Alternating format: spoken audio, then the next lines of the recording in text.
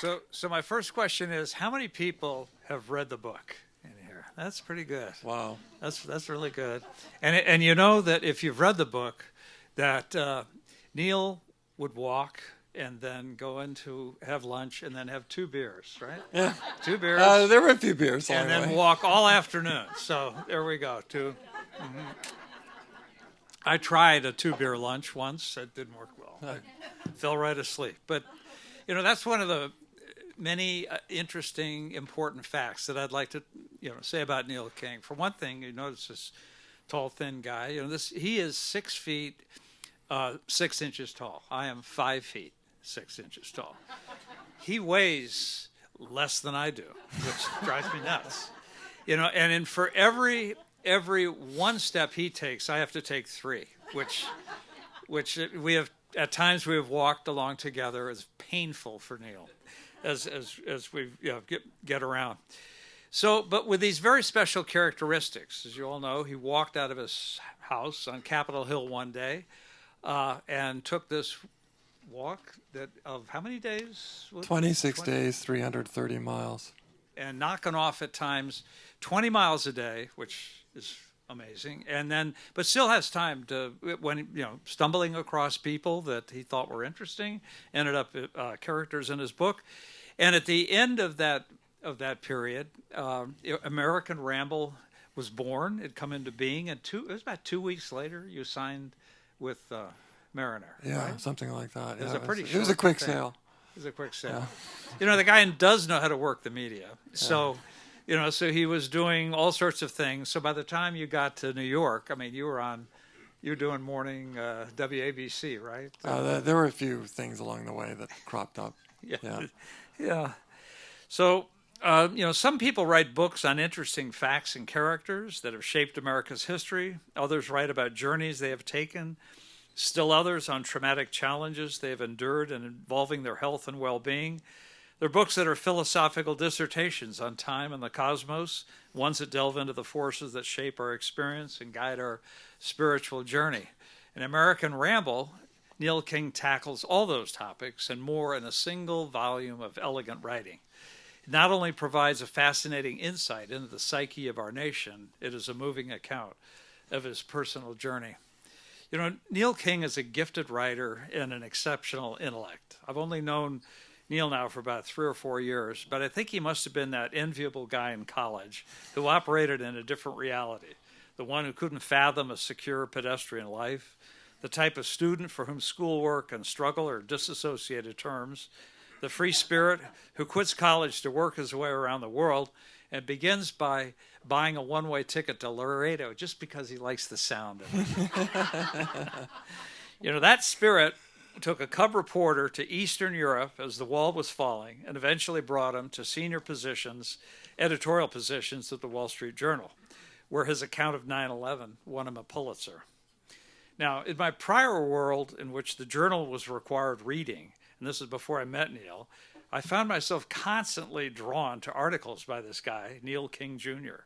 His writing had a maturity, a depth, a sense of objectivity that set him apart from the typical reporting I read. And that approach served him well in American Ramble. His book touches on every sensitive subject that our hyper-polarized world fulminates over, but somehow, and I find it genius, Neil thus far has not been trashed by anyone despite the book's high profile. I mean, just the opposite. He's been embraced by reviewers from a broad spectrum of ideologies, and his book even ended up in such places as the CBS Sunday Morning News. Instantly, after that show ran, by the way, Neil was the 4th most popular book, 4th bestseller on for Amazon. 5 minutes on Amazon. There you go. Would have worked, Tempest Fugit. Yeah. So, since April, I've attended numerous, because you did this in April. That's when you launched in April, right? Yep. In April. And I've attended numerous Neil King events, and it seems the questioning typically starts with, on characters and the story and all that. But I want to go in a different direction this evening, if you'll bear with me. I'm more interested in the philosophy of Neil King, his perspectives, observations, reflections, dazzling insights. Now, in American Ramble, those of you who read the book he mentions Marcel Proust and In Search of Lost Time. And when I read that, it reminded me, I never read Proust. It's kind of a big, big thing. And so I did what any chicken person would do, is I got the Audible book. And it wasn't just the Audible book, it was a BBC dramatization, which meant it was really shortened down and with these wonderful actors. And as I would drive down the road listening to Proust or this presentation of it, every now and then there'd be this blinding insight, this phenomenal thing that just captured perfectly the human condition. And that's kind of how I want to do this evening, which is I'll give you the Proustian insight of Neil King Jr., and he'll then give you the context and the story around it. So we're going to flip things. So what I'd like to do is, you want to start? The one thing I do want to do before he gets into his Proustian ramble is to just acknowledge this room. It is such an incredible joy to be here. I had said to Jeff that you put a date on a calendar months in advance, and then lo and behold, that day is there and in front of you and under your feet, and this day is here and this moment is now. And I've done, I don't know, 60 or 70 events. This is the first one that's in a kind of speakeasy honky tonk with the, with the lights dimmed, and there should be some cigarette smoke, and I feel like we're kind of in like Rick's Cafe or something like that. And it's the first one where I can hear drinks being mixed in the background. So it's not a library, it's not a bookstore, it's Easton, it's the Avalon Theater. It's a fantastic place to be. And this is a true gathering of Illuminati. I mean, these are really extraordinary gathering of people. So I just want to acknowledge that and thank Dave and Jess and those who brought this event about. So there we go. All right. Well, okay, I want you to read the first. Okay. Yeah. So I want to start off with the whole purpose of the trip, and instead of me reading it. So this, people say, why did you do this? How did it start? I'll just read a tiny bit of how I describe it and then talk a little bit more expansively about that. This is just me walking out the door. Very importantly, the book starts with me walking out the door. I was off to talk to America. I was off to talk to America, to listen to her, to examine her, to wonder over her at what we all hoped was the end of one of the toughest patches in our history. I wanted to think about what we are, what we once were, and still yearn to be, to poke among the graveyards of our past and brush the moss off forgotten things, to chew over this American project and come to some hazy conclusion over whether America was still possible or had seen its best days.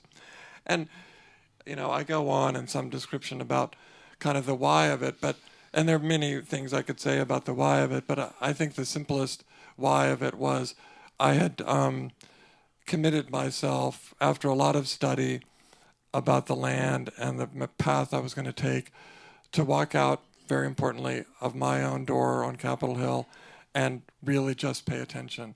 And for a month, essentially, to just devote myself to the landscape and the places that I crossed, the people that I met, and have my world be, animated only by those things. No horrors of what we're being surrounded by now, none of the other outside inputs, but just to simplify dramatically and to make it a kind of a sort of devotion. And so, no, I wasn't meaning to impress anybody by miles covered or how long the walk was.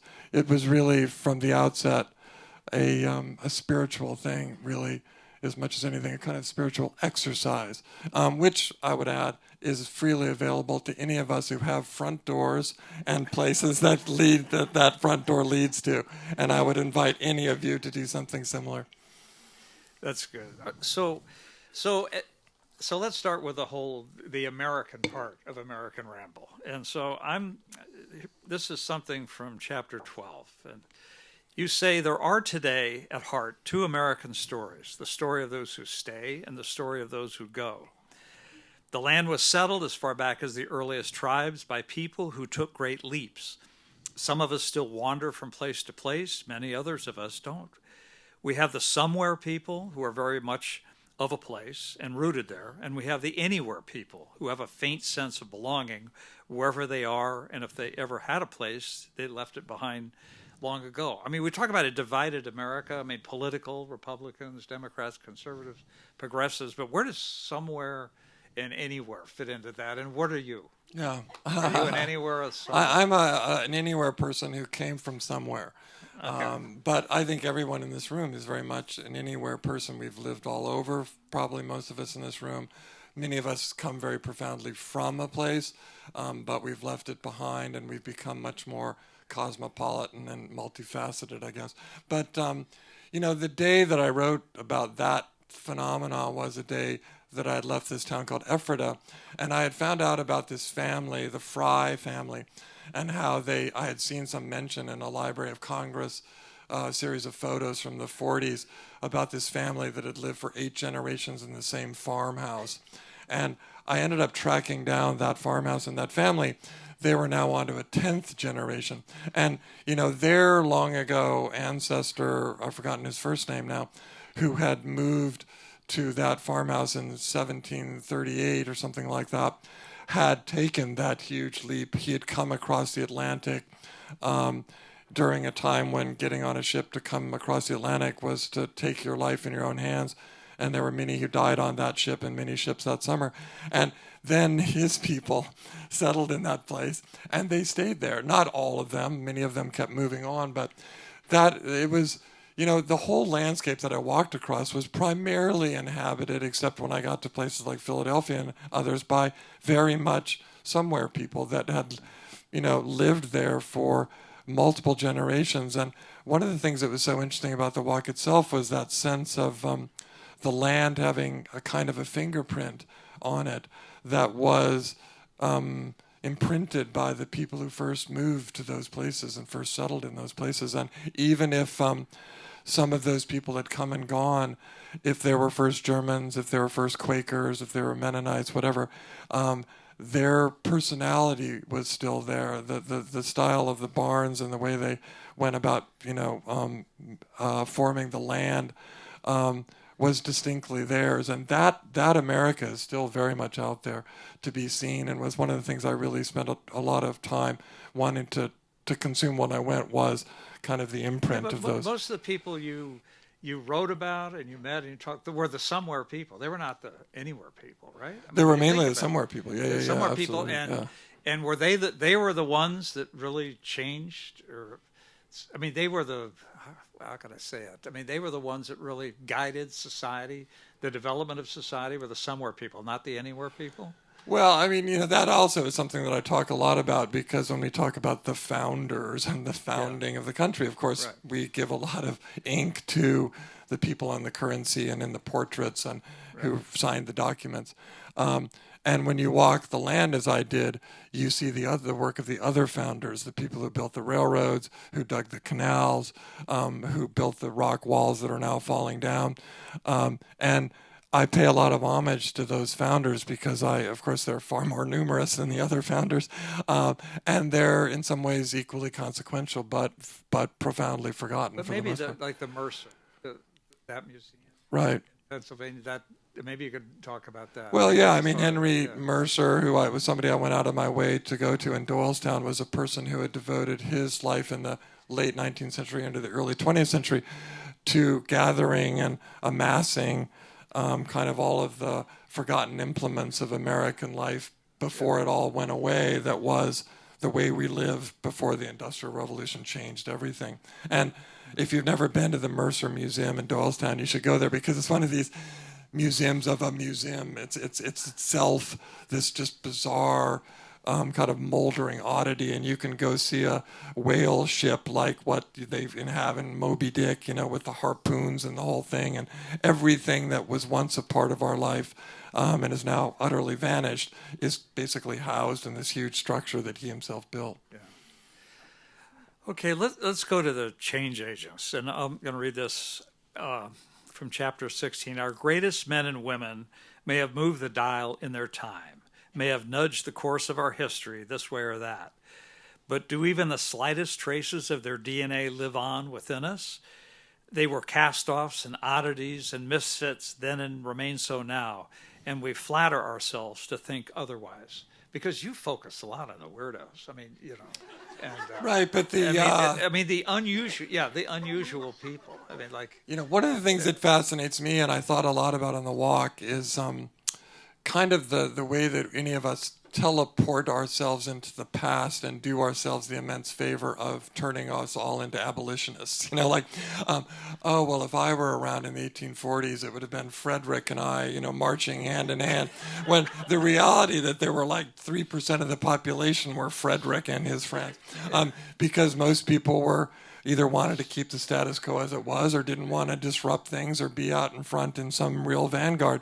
And largely the people that were like that, and I talk a bit about Thaddeus Stevens, who I ponder in Lancaster.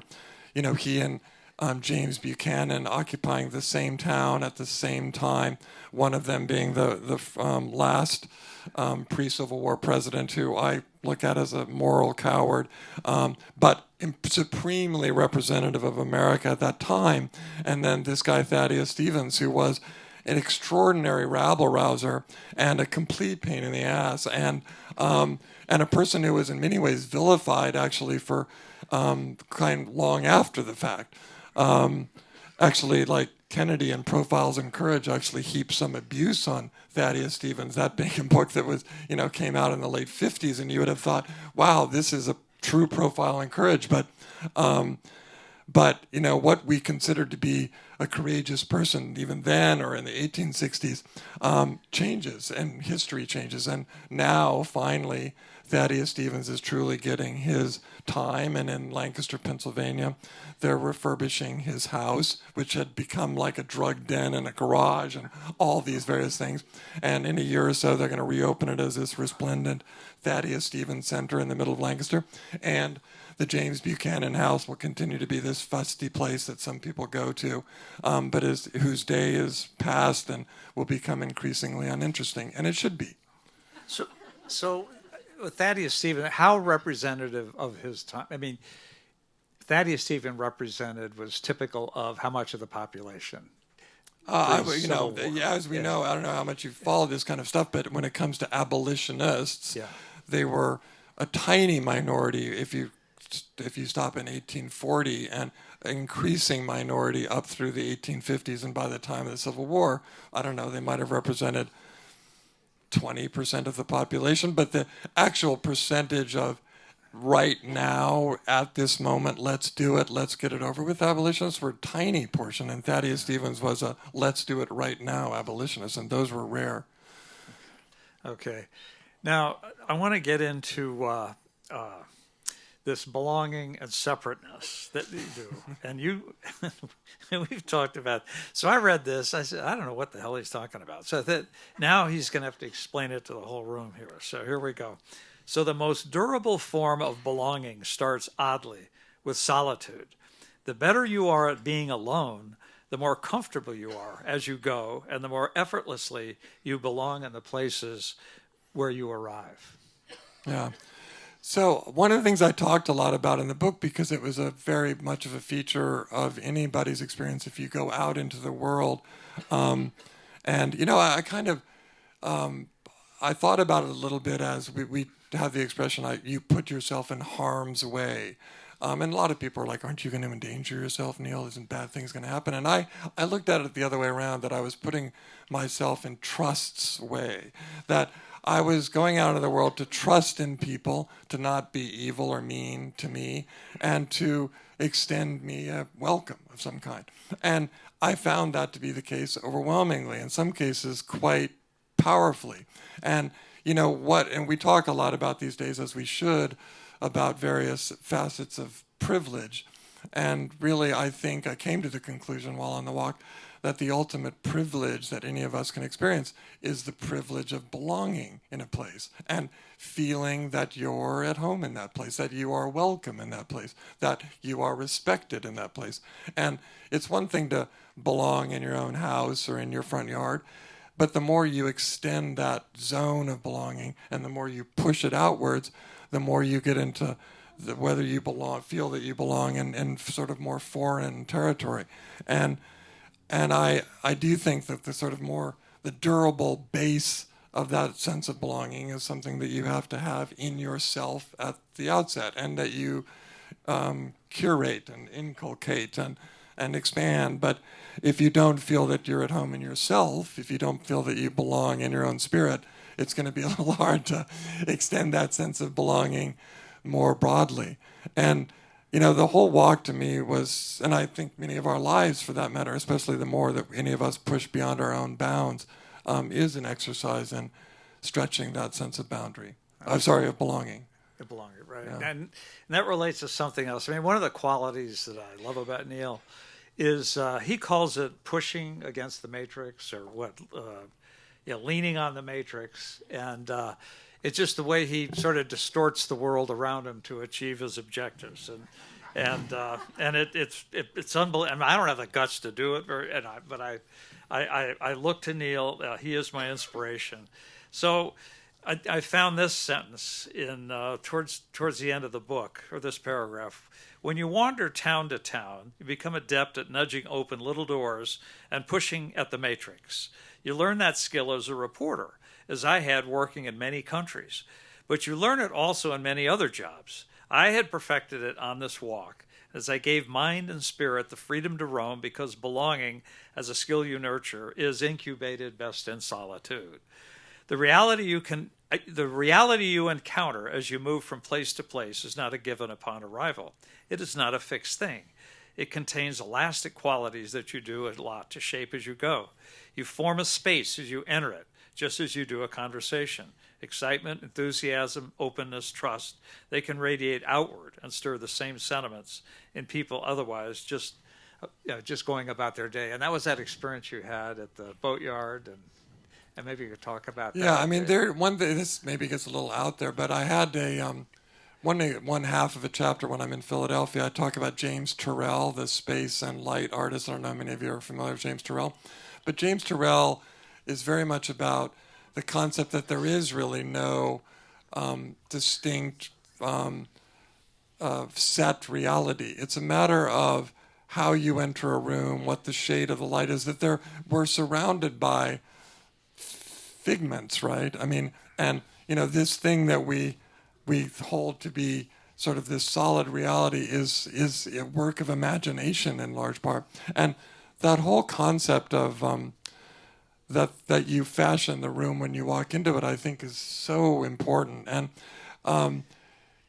bad things happen often to bad people, I think in part because they carry a badness with them that brings badness into rooms as they go. And that ability to diffuse what might otherwise be some sort of tension because you have a different approach or a different view as you enter a space is a very fundamental thing.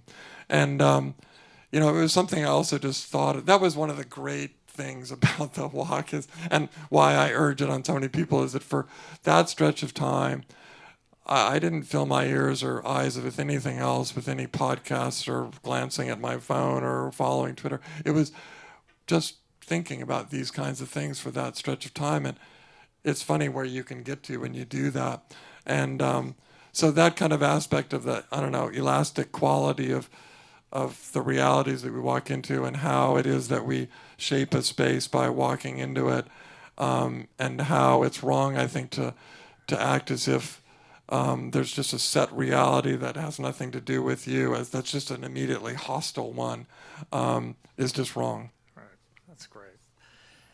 Okay, so I want to get to this whole sense of rapture, which kind of, and I did have the privileges when Neil went on the walk, he would wake up at like 5 a.m. or something, and then you would write a little blog for that day. Actually, it was not a little blog. I mean, right. You had a fairly extensive blog of the previous day, and then push that out. And I don't know how many people you had at the beginning, but by the end of the walk, you probably had multiple hundreds. It grew. Yeah. That was being passed all over everywhere. And one of the things, and I went up to meet Neil and and have dinner with him in Ephrata, Pennsylvania, and I just got to say before I do this is you have to. Here's Neil. This is this guy, this tall, thin guy, walking from D.C. to New York out through the country. And when I met up with Neil, I mean, I see this sort of apparition coming down the road, and he's got that cap of yours, the sort of Irish cap, and he's got this knapsack, and he's got this fishing rod sticking out of the knapsack in the back.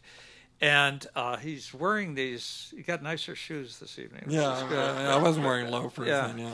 He's got these sort of hiking boots, waterproof hiking boots with a hole in them, and I think he may have a scarf around that. I mean, he did not look like he was of this century. I mean, he looked like something maybe out of England, 1738, and walking along. And I remember, I know Neil for what's up.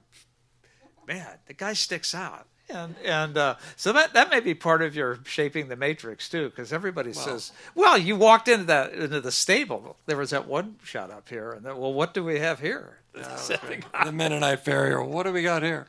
That was a good thing. Yeah, but that day that I met it, I didn't realize it. I mean, I was. This is the first time I'd been in the car driving anywhere for a long time, and you go to.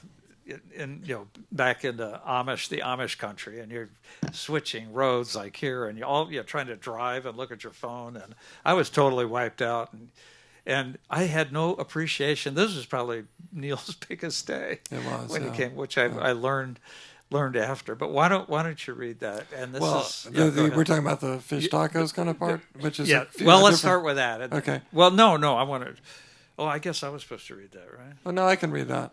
That's jumping to a slightly different topic, but I'll just jump to that. I mean, and that was actually a few days before what you were just mentioning. Yeah, I with a sense of rapture. Yeah. And but okay. Don't worry. Hey, we practice this carefully.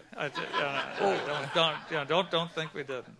No, I have the thing right here. But go ahead and read that, and then we'll wing it. So the backstory. I mean, there were things that were really amazing about how I realized after the second or third day, I was like, wow, if you go out on a long walk, you start to have these like New Testament style kind of parable experiences where you run into people and they speak to you as though it's like the Good Samaritan or something. And I even called a few friends. I said, I just experienced a parable. Like seriously, like this was like New Testament quality parable. And so I kept meeting people that I thought had been dropped there to, impart something to me. And it was just like extraordinary, including some people that weren't so kind.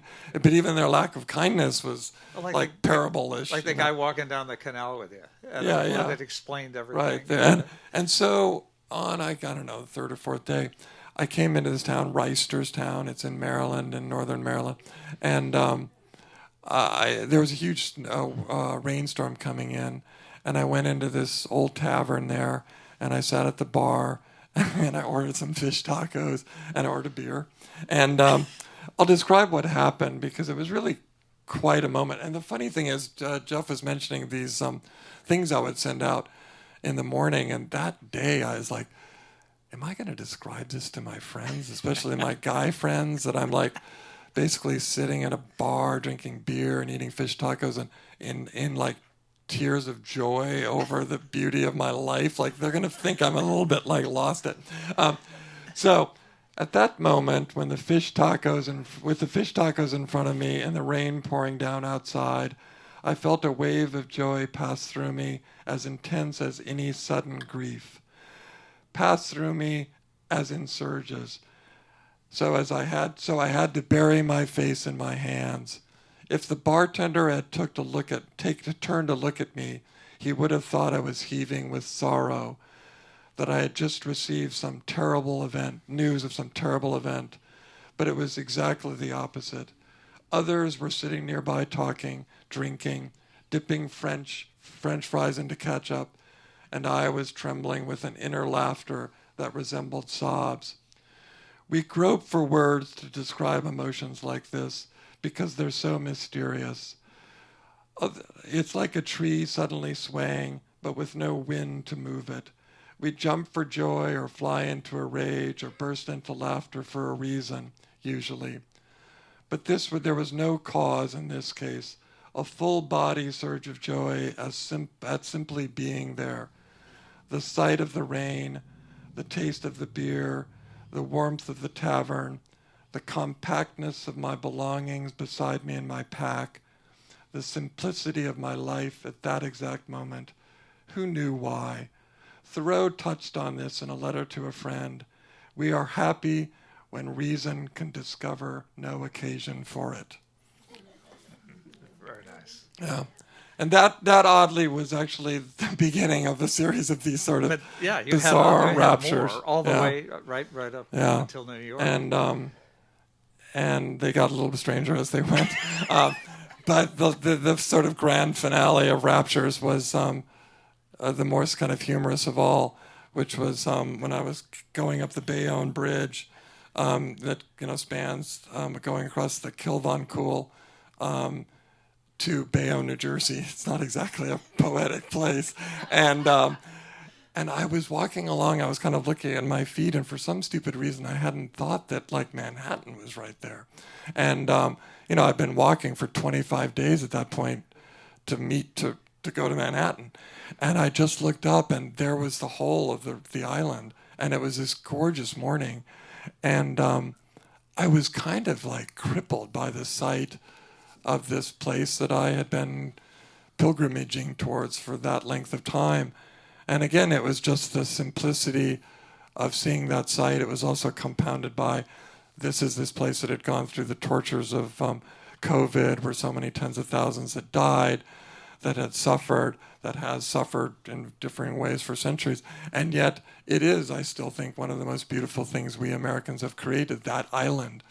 And on that morning, it was just this extraordinarily beautiful, sparkling, kind of effervescent, ever-renewing thing. And it was such a beautiful sight. Read this, that paragraph right there, because that's what you wrote about it. But on this morning, the sight of it physically astonished and stunned me. The days and all those steps had pried open a part of the human spirit that magnifies the potency of otherwise simple things and grants the commonplace a touch of the divine. Very nice. And we were pros at describing what we don't like. I mean, if you read the paper, listen to the news, we're all doomed. And but the fact that Neil, not once or twice, but several times through the book, it kind of blew me away. And one of the things I didn't really mention, but at the beginning, I kind of, if you can wave a wand and grant yourself license for something, at the very outset of the walk, I granted myself the license to be amazed. That's commonplace things, like the Susquehanna River is worthy of amazement, is worthy of being sort of blown away by.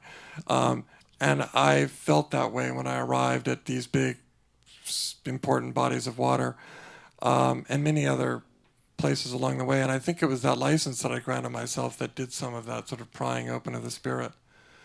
We'll get to questions here in a minute, I think. All right, let me do one more and then okay. So this is in our purpose. And this is from the I've got my dates right now. So this is from the day that I arrived. Right. That was that afternoon that before. Was the day. And you wrote of it, quote unquote, "Be not conformed to this world, but be transformed by the renewing of your mind." That was St. Peter who wrote that. That was St. Paul to the Roman. Thank you, man. I did not write that. I know. It's good. It's good. That was good. It has a timeless quality. Yeah, it does. Yeah. Sounds like it's right out of the Bible or something. Yeah. So he first uttered that line when this is the other Neil, first uttered that line mentioning it came from a letter by St. Paul. It floated over my head, but hung there, half heard. A minute later, I stopped him and asked him to repeat it. When he did, I felt a burst of clarity come over me. It felt charged, like a gentle surge of electricity. I reworked it slightly and said back to him, "Do not let the world form you. Do not conform to it. Instead, transform yourself through a renewing of your mind. That's it, he said. But that day, that was a special day. It was that was a truly extraordinary day. It was a day of days. But and it's all these funny little moments where I had gone up this road and I'm walking along and I glance off to the right and I'm passing this schoolhouse and I see this young woman, 12 or 13, silhouetted between the building and this playground, and she's got this bonnet on and she's got this long floral dress going down to her ankles, and then I hear this whack of a bat and she has a baseball glove in her hand, and I'm like, wait, what's going on? And she's going back and fielding this hard hit softball. And I was like, wow, I've got to go look at this. And I go into the playground, and there are these two incredibly combative, like just very aggressive games of softball being played, primarily by young women, but there were young men there too. Unbelievably good softball players. And at the end of their game, they all came over to me, and Neil Weaver, their teacher, speaking of welcoming and belonging, he said, what brought you here? And I said, I'm on this walk. And I told him a few things about it. And his immediate response was, kids, gather around. Let's hear what Mr. King has to say. And I started to talk to them about my walk and why I was there. And then one of the young women stepped forward and she said, Mr. Weaver, could we sing for Mr. King? And they invited me into the school, and they sang these two incredible hymns of the afterlife that Neil's aunt, I think, had written about two people who had died in her family. And that, too, is just this moment that just completely blew me away because, these were all these kids on the cusp of adulthood and on this beautiful spring day, and they get on the risers and they sing. That the Mennonites and the Amish really know how to sing. They sing in this 4-part complicated harmony. And they're singing these two songs of the afterlife. This kind of longing for this other place. And then after that, when the kids went upstairs, I asked Neil, I said, tell me about what it is to be a Mennonite. And he said, well, one of our principles is nonconformism.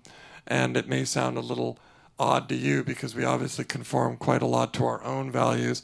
But, and then he quoted that line from St. Paul to the Romans about renewing your spirit and don't conform to the world. And it just kind of opened up a vault in my mind in a way. It was such a simple line. It's a fairly famous line from that portion of the New Testament, but that thought that we're here to kind of perpetually renew ourselves and that we shouldn't let the world conform us or shouldn't let the world form us. And, we look around at what's happening now.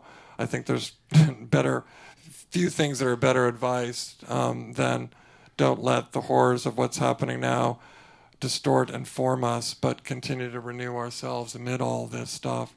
So that was quite an extraordinary day, and it had many other facets to it. Okay, let's go to questions. And Charlie, you're out there. A plant. Charlie, this is a plant. Charlie.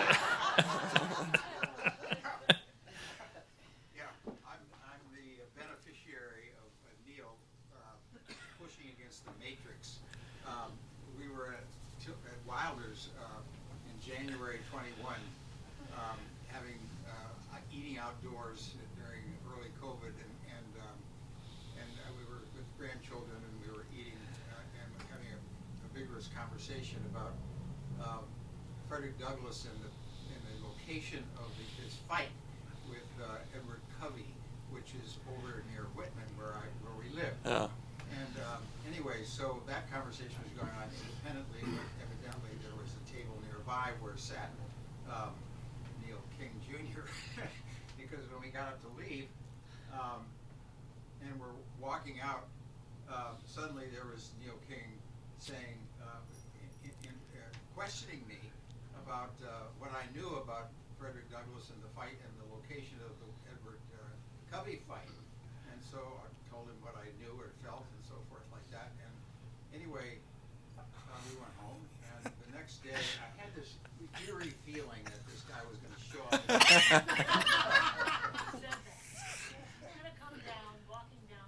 Yeah, he didn't drive. He lives in Claiborne.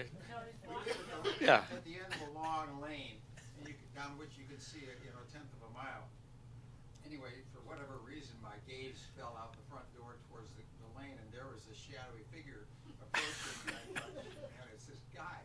And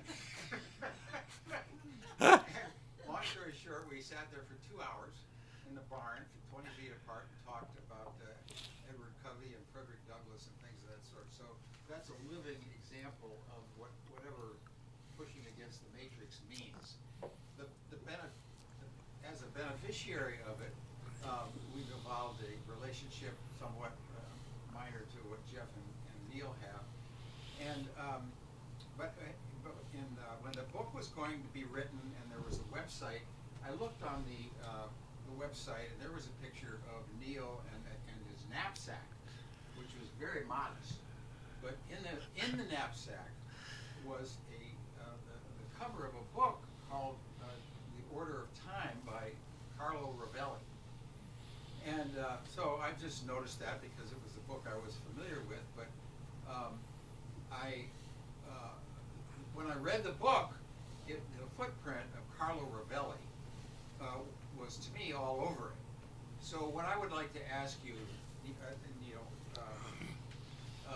is what was two questions. One was I want to come back to Proust and talk about that, but I also want to talk about Carlo Rovelli, who has he's a physicist, a quantum physicist, and he propounds this theory of time, which is that there is no continuum. Rather, it's a series of slices of time, each of which is unique to itself. So when Neil says someplace, and you quoted it, Jeff, there's no now. Right. There's only a continuum of nows. And so what I would like you to do is to explain to me, at least, what Carlo Rovelli's impact was on your interpretations as you conducted your ramble. Yeah. And if that was not layered enough, because we are recording this and we don't have a microphone for the audience, Oh, right. to the extent that you could contextualize the question, it would be really helpful. Yeah, I guess it was Carlo Rovelli and The Order of Time, and how that book, but just the concept of time, kind of spilled into the walk and the book itself. And, I just will read to the opening of the second chapter, where I kind of get into that a little bit. There is no single now, but a multitude of nows, an infinite number. So philosophers and scientists say, just as there is no single past, or one continuum that leads from then to now, but an endless multitude of continuums. The Greeks intuited that. Heraclitus with his river you could never step in twice. Aristotle did not believe in absolute time, but saw time as a measure of change. In a world without change, there is no time. I could tell within blocks that my walk would bend time, that for the body in motion, time moves more slowly. The walk would make the present more expansive, but also open layers of the past to my inspection. It's like when I finished the book, my fussy literary title, which my editor shot down, was "Time Interrupted," which maybe for good reason he shot it down. But I had really, the time aspect was really vital to me, and the concept that time is something that is malleable and that we have personal forces to elongate or to abbreviate, and that there is no continuum, but that it can have a kind of broken quality. And I think one aspect of it that really illustrates it to me is that this time, the time that was embodied in this book, 26 days, will to the day that I die be an extraordinary stretch of time, an illuminated time, a time outside of time almost. The time I've spent on Interstate 95, probably hundreds of hours driving back and forth to various book events since the book came out, has left not one element of residue behind whatsoever. I have not a thought from it. I can't tell a story from it. There's nothing there. And, the scary thing about that to me is that most of our lives are actually lived in the I-95 mind. They're automated time habitual time, time like other time. And it's the, not to get fussy about it, but there's the kairos time versus the chronos time. The kairos time being the magnified, illuminated time outside of time. And I think it's incumbent upon all of us to have as absolute much of that time as we possibly can, because it's the elixir of all time. It's the ultimate time. So as to whether Carlo Rovelli, this is a very slim book. It's incredibly well done.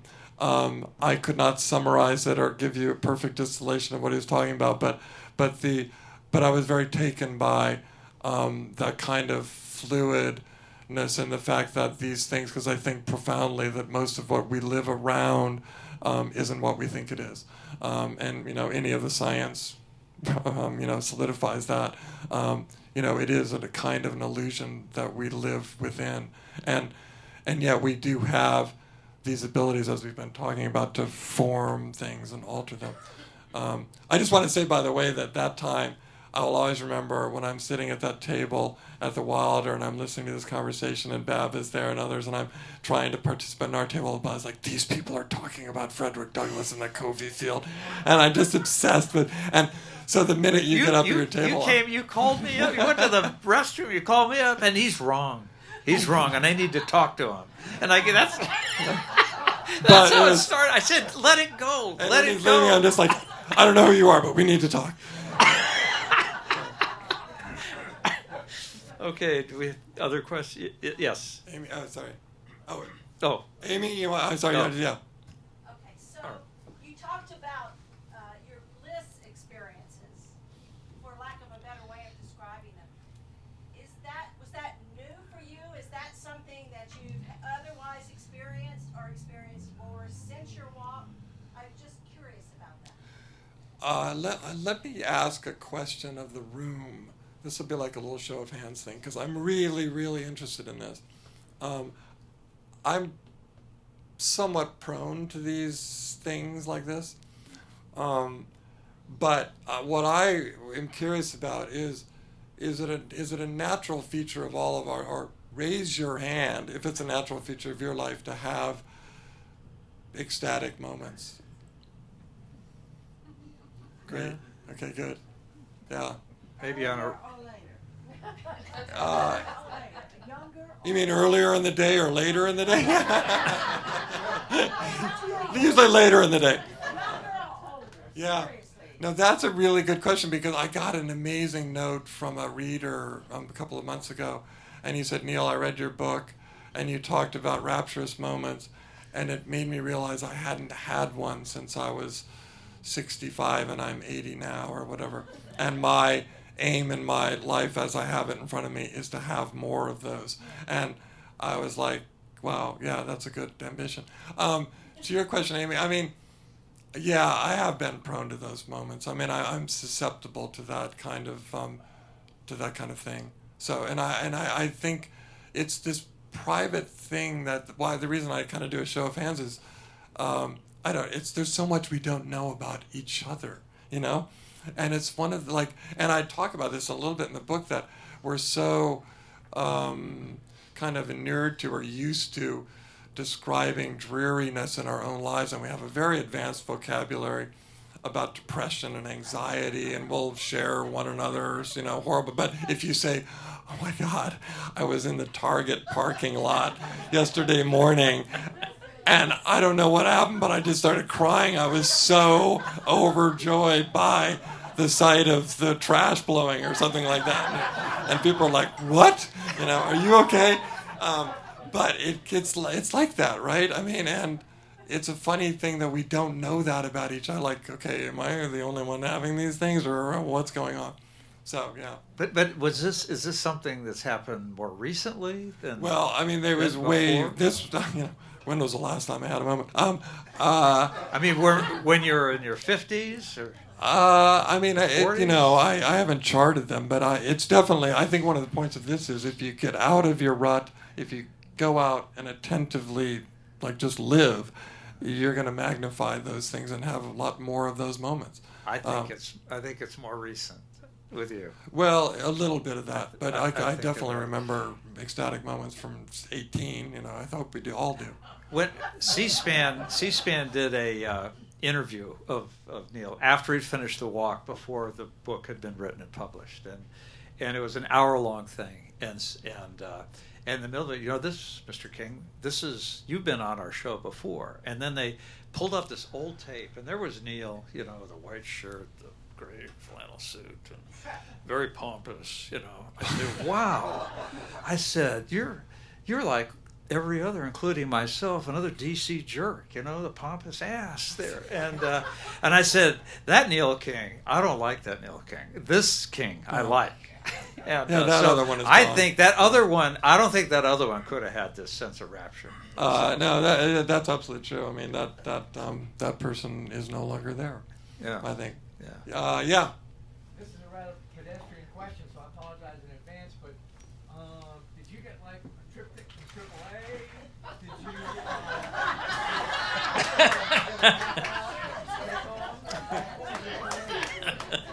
I'm sorry. What was the final of that?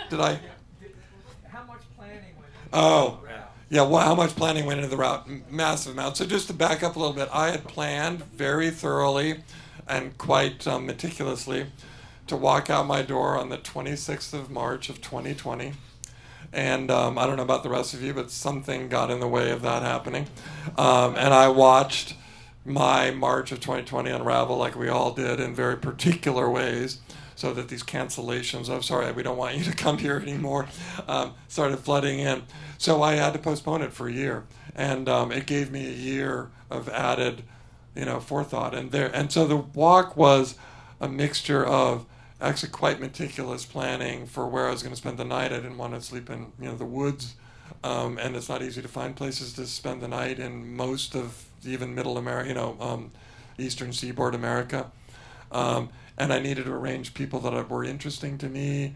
I wasn't going to leave it up to chance. So I would say most days were 3/4 open, but most days had some theme or something that I had built the day around, that I was cognizant of, that I wanted, the Mason-Dixon line, the certain people that I had arranged to meet, and so it was definitely an element of planning that went into a lot of it. And I think a lot of that is both apparent and not apparent in the book itself, but I think anybody that's reading it can say, wow, there's a fair bit of forethought that went into this.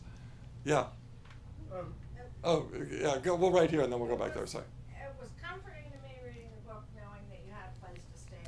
Thank you. I don't have to worry about that. But I also wonder, do you feel a certain camaraderie with other long walkers, or are there other long walks that you contemplate? Oh my God. I mean, I did a long piece for the Wall Street Journal around the time the book ran that was, if only once in your life you have the opportunity to do a long walk, it can be Santiago de Compostela, that kind of thing. There's so many of these walks in England, the Southeast Coast Path. I mean, they proliferate, and England is one of the greatest places for it, but they're everywhere. And there's just nothing really like it. I mean, it's, as I say in that story, pick your date, 6,000 years, 10,000 years, however long you would say that we kind of advanced Homo sapiens have been on the planet. 200 of those years have been since the steam age came and completely upended our sense of time. And, that's not a very long stretch of time since our sense of time was altered dramatically. And I don't think a lot of us internally have caught up with that thing, and hopefully we can not lose sight of that slowness. But it's really vital, and that the walking is just a different world. It's funny, I remember when Jeff met me on that one day, and I was so cognizant of the fact that we were not in the same place. Like he was discombobulated and like, what I had to drive here and everything, and I'm like, I wasn't where he was, and because I had spent 10 days getting there, and I was in a different place altogether. Yeah, back here. Oh yeah, I mean, as time will be granted to me, I want to do as many of them as possible, and including ones that aren't necessary. I really have been very keen, for instance, to walking from my house, maybe even just to Richmond or maybe further down, and even if it's not for any kind of book, but just to do it, because I think it would be really extraordinary to do. I mean, any of these. I swear, walking out of any of our doors, on an intentional place to seek something out is going to be extraordinary if you go about it the right way. Yeah.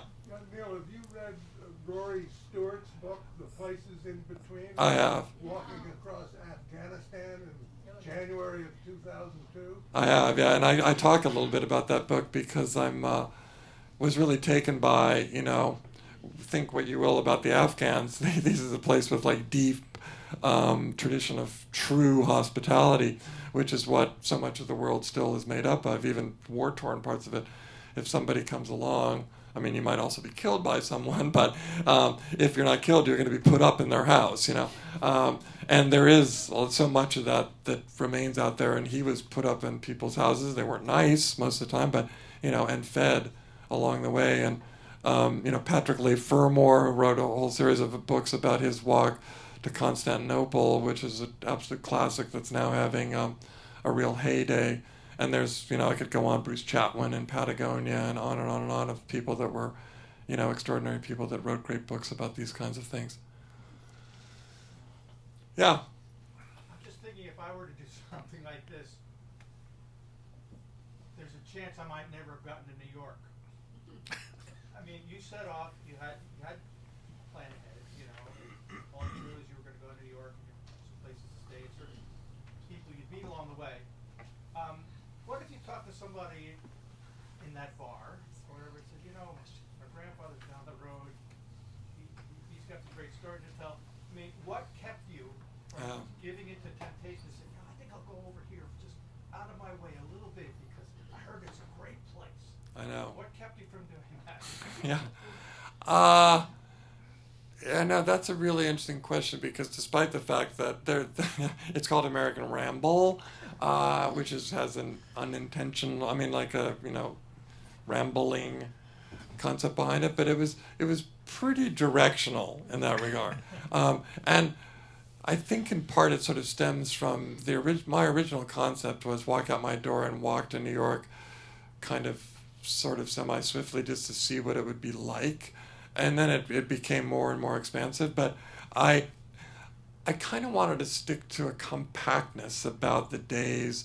And in the end, with a few exceptions, when I spent 3 days in Philadelphia, I didn't talk about 3 days in Philadelphia. I just sort of squeezed it into one. But for the most part, each day is represented by some things that were important. Unlike Rory Stewart's book, for instance, where he would have eluded whole days entirely, or weeks, and just stuck to the highlights. I really wanted it to keep that kind of close observational thing, and I also wanted to keep the book fast-moving and kind of light on its feet.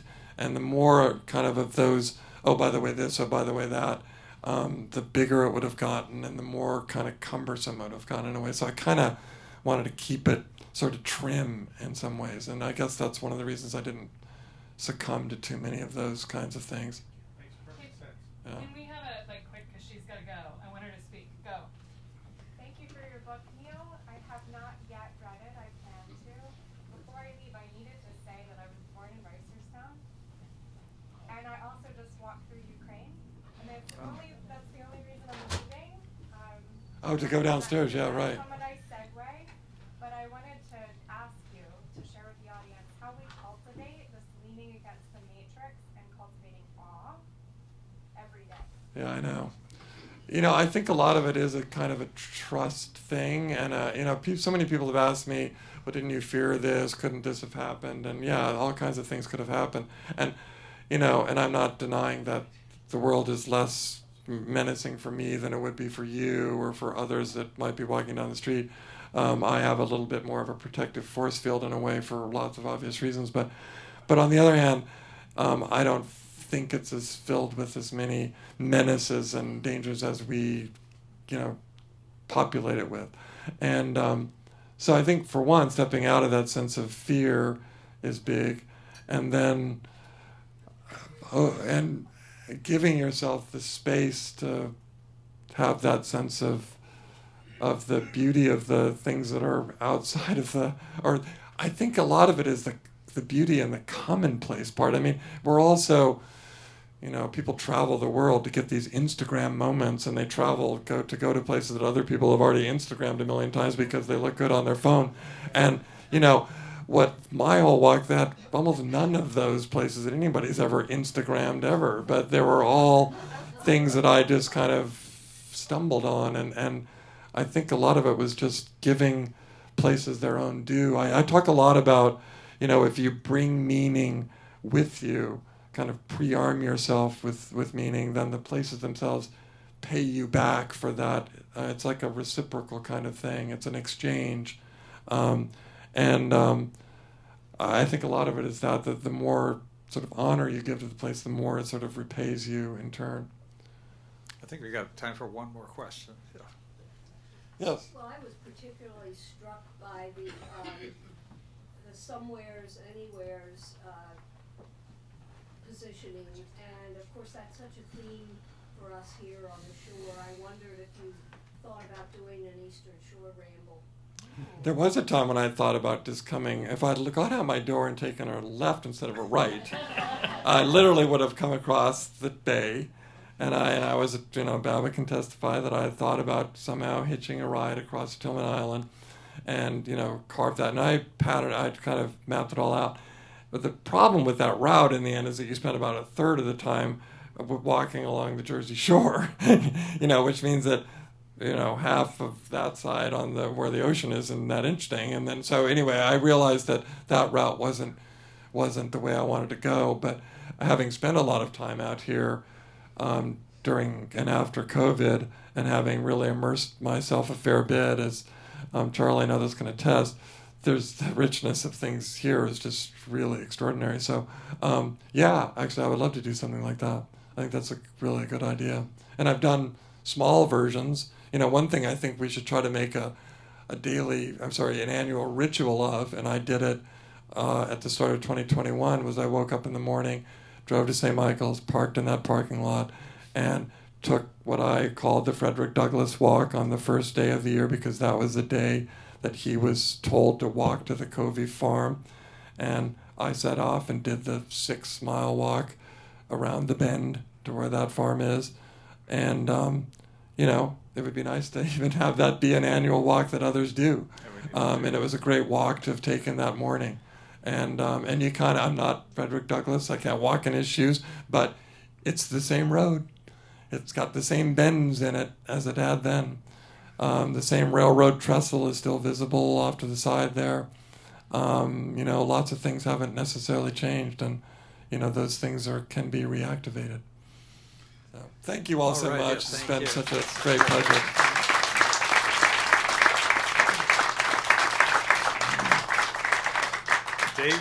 Dave Whelan, do you want to say any final words? Or? Well done. Thank you. All right. Well, thank you, everyone. Our thanks to the Avalon Foundation for hosting this. This has been terrific. So thank you very much. And you can buy the book on Amazon. Flying Cloud, I think, is out at the moment.